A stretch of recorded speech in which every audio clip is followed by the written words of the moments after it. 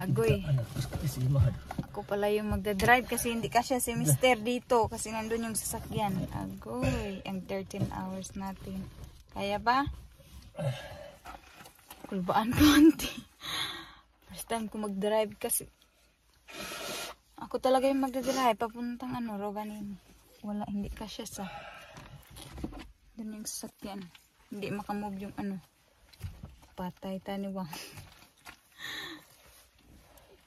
I try. So, alis na kami mga kamami. Ayan, ako na lang magdadrive. Uy, siniyang gala to. Maliit kasi yung ating sasakyan eh. So, tara! Wish me luck.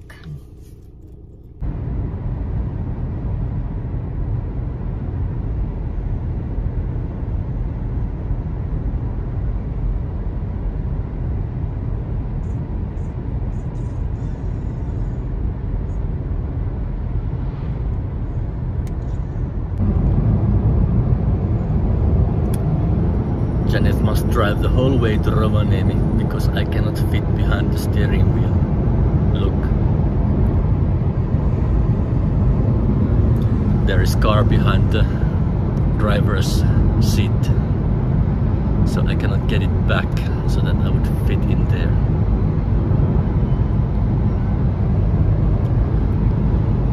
So what I'm gonna do, relax. Staring at herself in the mirror on the restroom door. Voices in her head that mirror what she's heard before. All the things they said to hold her back, they never seem to leave her head and tend to keep her mind at war. All the things they said to hold her back, they keep her locked inside of all the times when she's been hurt before. Her eyes are swollen as she tries to hold her tears back. Her hands are shaking and her palms are sweating as she says,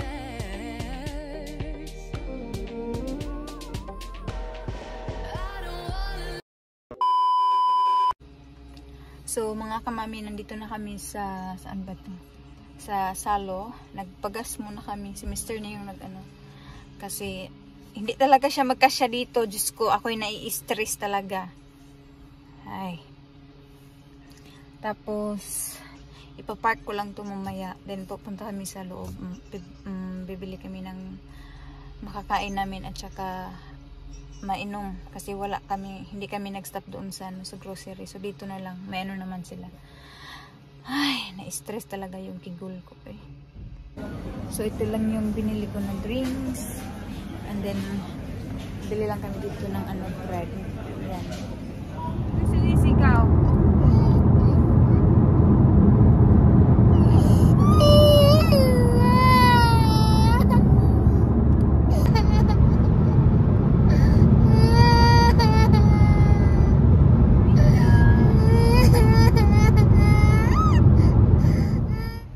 After drive natin ng 3 hours and a half, sakit sa lubot. Uy, sakit sa dito kasi yung ko sasakyan, hindi ako nakabili ng yung parang unlan ba.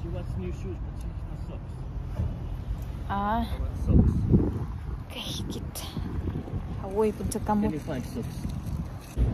So pakain kami dito sa ABC. Kanina iba din yun nung nag-stop kami kasi nagbili kami ng breakfast. Kasi ngayon is mag-alauna na mga kamami. Ito kami sa near Tampere. Malayo-layo na yung narating namin. And okay naman, smooth naman yung drive ko. Yung biyahe namin. Kaso lang masakit sa sa lubot ba. Tapos hawi sa kamot. Isko po.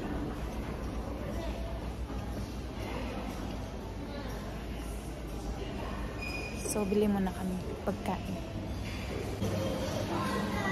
So, ako lang pala yung kakain at saka si Bila mga kamami kasi si Mr. busog pa daw siya yung kinain niya kanina kasi ang dami talaga yun.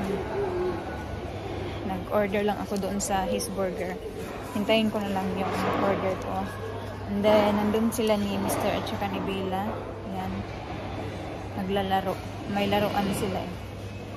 Basta malaking ABC mala. So, hintayin ko na lang. Wala pa yun.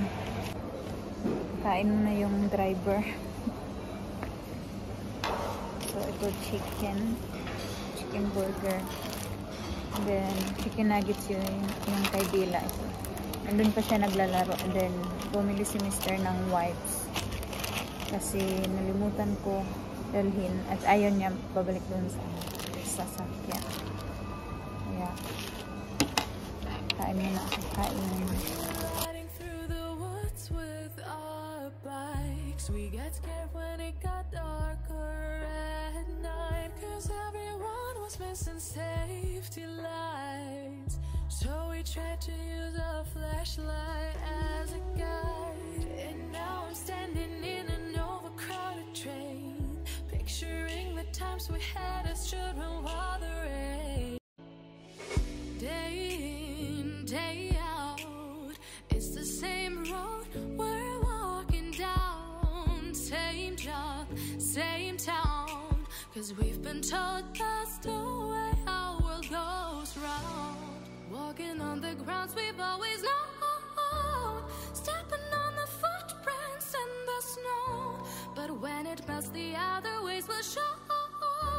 We're gonna make the footsteps on our own. Now life can wait just for a while.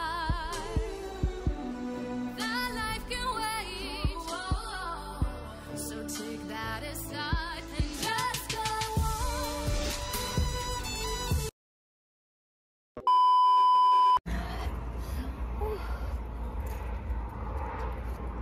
Uy!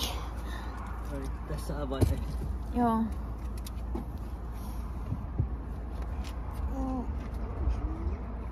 Ay, nandito na kami sa sa Tupos, mga kamami. Grabe, sobrang pagod. Ay, nahilo ako ba? Ano yung tawag? Sa layo ng biyahe. Diyos ko. Tapos every, ano ba yung tawag? Every 2 hours kami nag-stop. Kasi nagreklamo yung aking sasakyan na mag-rest. Ay, grabe. Diyos ko po. And then, tingnan nyo yung aking anak, mga kamami. Ay. Kailangan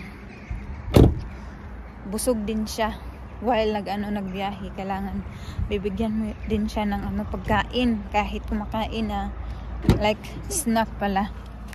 Ayan na uno. Tingnan niyo yung kinain niya, mga kamami, oh. Malapit na maubos. Diyos ko po. Tingnan niyo yung mukha niya. Say hi. Hi. Hi. Hi. I-change ko din siya ng diaper, mga kamami. And maghinto lang kami. Last hinto na ito, mga kamami, kasi 3 hours na lang, karating na kami ng Rovaniemi. Tara doon sa loob. Di ko na lang kayo dadalhin, no? Kasi mag-CR lang kami din, kunting snack. So, drive na naman ulit.